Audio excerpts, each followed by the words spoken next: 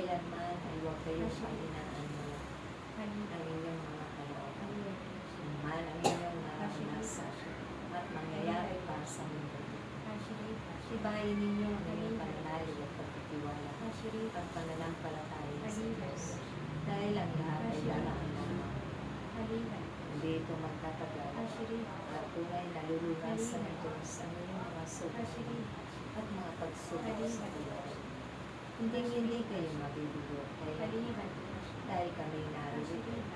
Patuloy kayong nakikinig sa aming nakikita, sa aming nakihahayag, na binababa na nagmumula sa kanila dahil ito ang Panginoon.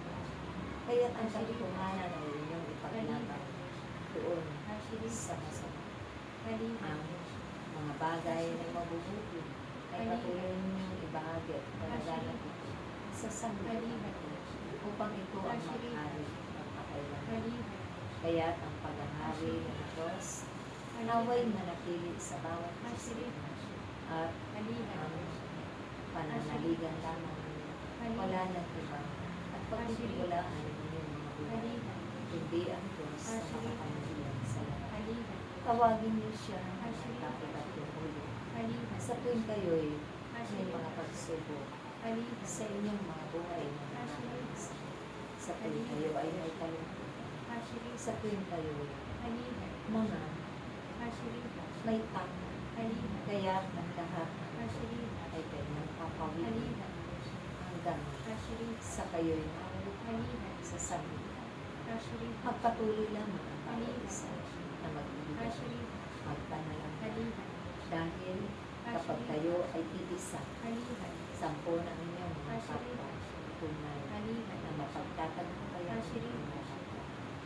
Kapag tatagumpayan ninyo ang kabuluhan, ang salot ng kabuluhan, at salot ng mga kamantahan, dahil siya ang siyang inyong dakilan. Kaya't sa pamamagitan ko, kayo'y makakarating sa buhay ng Panginoon. Lahat na nananalig at nananampalataya sa akin, ang kanyang bugtong ay buhay na walang hanggan. Hindi magtatapos dito ang inyong mga buhay, kundi magpapatuloy doon sa kabilang buhay. At kayo ay aawit 10 ng mga banal at mga santo sa Panginoon doon sa kaharian ng Diyos. Kaya't ito ang inyong na marating ang kanyang kahanan doon sa kaharian.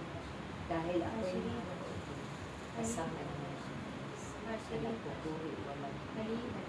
Kaya't ang inyong pangangalap ng mga tuhan ay lagi ninyong pasalamatan dahil kayo'y laging tinutugon ng Diyos, pinagkakalooban ng mga tupa na madadala niyo sa mga nataas upang sila ay magkamit ng buhay ng ganyan. Maraming salamat sa mga Espiritu Santo.